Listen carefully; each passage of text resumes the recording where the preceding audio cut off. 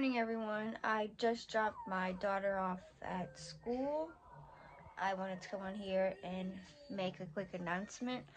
We are going to Disney World for 10 days in January, and I'm so excited. We're staying at Pop Century. I haven't stayed there in years. I picked that one because of the Skyliner, so I am going to be doing a pack video. We are still about 80 days out from our trip, so I will be doing a video on me booking our Disney dining reservations, which I can book that on Thanksgiving Day. So I'm going to be up early anyway that day, so I'm just going to do it. I have to wake up at 4:45 in the morning because we are in Louisiana. We are flying Southwest. We have a 10 o'clock in the morning flight, so we have to get up early, and then all the girls are going to get packed, and I will do a separate video on what I'm going to be packing for them. I have been prepping. As you can see, I just have a bunch of stuff stacked over here. Some of this stuff is new and some of it is not. You don't always have to bring new clothes with you, but we are going in January, so I don't the weather will be cold, hot. The mornings might be cold, the afternoons might be cold, the middle of the day might be warm. So I'm just packing everything at this point. Jackets, sweaters, pants, shorts, shirts. Yeah, so I've never actually been in January. I've been in December and November and like March, but I don't think it's gonna be too cold. So I'm hoping that we can wear shorts and t-shirts and we'll have a great time. But yes, we are going at the end of January and we're going to have so much fun.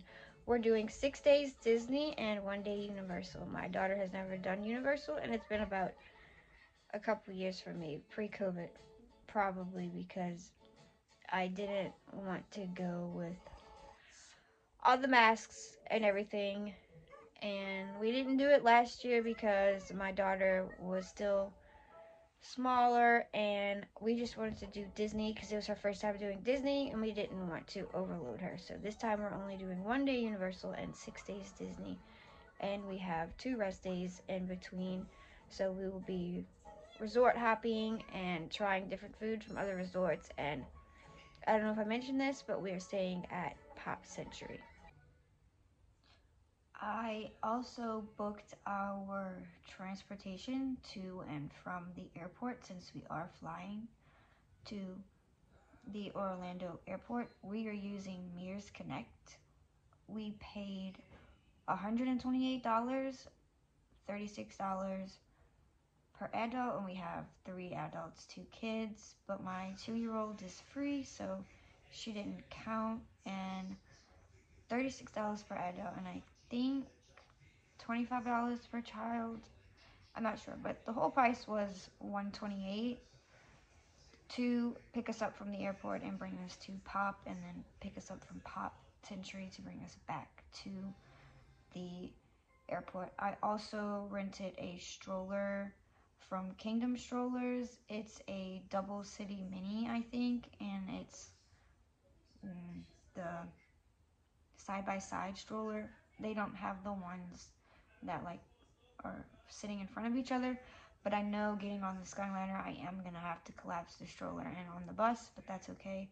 Last year I rented the ones from the parks and my kids didn't really like that one because they're very hard and the kids couldn't sleep in them. So this year we decided to rent one from a company, and they do drop it off at your resort, or you can pick it up from the airport and drop it off back at the airport, or you can get them to pick it up from your resort. I'm picking mine up from the airport and then getting them to pick it up from the resort when I'm done. So for 10 days with the double stroller, it was $123, which isn't bad. I think I paid like $160 for a double stroller when I went to Disney for like 6 days. So I think this other price, and this other company is a lot better for me to use because it's not only less expensive, but it's also more comfortable for them. But if you want to just rent the stroller from Disney and then return it so you don't have to worry about getting on the bus with the stroller, that's also fine. But it is convenient to not get on the bus with the stroller, but the strollers weren't very comfortable for my kids. So nothing against Disney or their strollers. I'm just trying something new, and I will let y'all know how they like it. But you can get them delivered to your resort, but you have to be there in person to pick it up. Disney doesn't allow them to just drop it off and then have it wait there for you. You have to be there in person, so you get to pick a time. So I would recommend booking your strollers far in advance so you know that you can get the time that you need when you can get to your resort, and you say, hey, I'm going to get to my resort around 12, so my stroller can be there around 12:15. I would leave a little bit of gap because you never know, like, if you're flying, you can have a late flight or anything like that. So I'm arriving in Orlando for like 12:30, something like that. And my pickup time for my stroller is 2 because I'm leaving enough space in between to get my bags and everything and get off the plane because Magic Express no longer runs. So Kingdom strollers, Mears Connect. I'm using Mears because I don't want to bring car seats and you get on a bus with other people. Yes, there are going to be other stops, but that's okay. That doesn't bother me. I just like having the transportation from the airport to the hotel taken care of, and they're not that expensive. So if I will leave the links for that in down below if you want to use Mears, if you want to use Kingdom strollers. I've never used Kingdom strollers before, but I've heard great things about them. I will let you know in a video how they were after my trip is done and like everything that I had to do, like from picking it up to getting it picked up, stuff like that. So again, Kingdom strollers, Mears Connect if you're looking for transportation to and from the hotel and renting a stroller. If you have any other companies you use, feel free to leave those in the comments. Those are the ones that I'm using. This is my second time using Mears. The first time I've never had any problems whatsoever. I actually had a late flight to Orlando last time because they were doing a head count and I don't know what happened. We ended up taking off like 45 minutes after our designated time, so we were late coming to Orlando, and they were still able to pick us up and accommodate us and put us on a bus. And your luggages are included in that price also. You don't have to pay extra for luggages. You just tell them how many luggages you have and if you have a stroller and stuff like that. We are flying Southwest again. We flew Southwest last year and the girls did amazing. The only thing I regret not doing was getting them a little backpack with some knick-knack stuff in it so they can be more occupied on the plane. I did have... I'm showing everyone the backpack. I did have some stuff for them, like little bitty coloring books and stuff like that, but my youngest didn't seem interested in it at all, so I'm gonna try some new stuff this year. But they did amazing on the flights. My youngest was 18 months when we went. She barely cried, and she will be almost 3 this year when we go, so hoping she does really well this time. And my oldest will be 6. She was turning 5 when we went. The green button? Yeah. Okay. This is the backpack they're gonna be bringing. This is one of them. I have to get my 2-year-old another one. My oldest got this for Christmas. She really wanted a princess backpack, so I'm gonna let her use this one.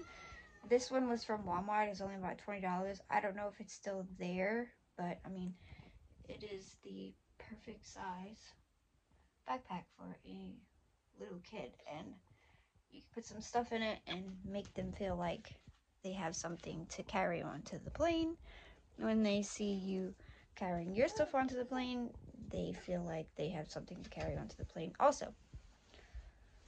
So with Southwest, you get 2 bags. You get to carry on. I'm sorry. With Southwest, you get 2 bags. and then you get a carry-on bag. But your diaper bag is free. What? Okay, here. But your diaper bag doesn't count as a carry-on bag, so if you have little ones that are still in diapers, you can carry your diaper bag on there along with the carry-on. Keep that in mind. And then you get 2 bags for each person to go under the plane, but we're only doing 1 bag for each person. And they're gonna have their little carry-on bags, and I have to pay for my youngest this year because it's under 2 for free, so she has her own seat. I don't think she'll sit in it, but we'll see.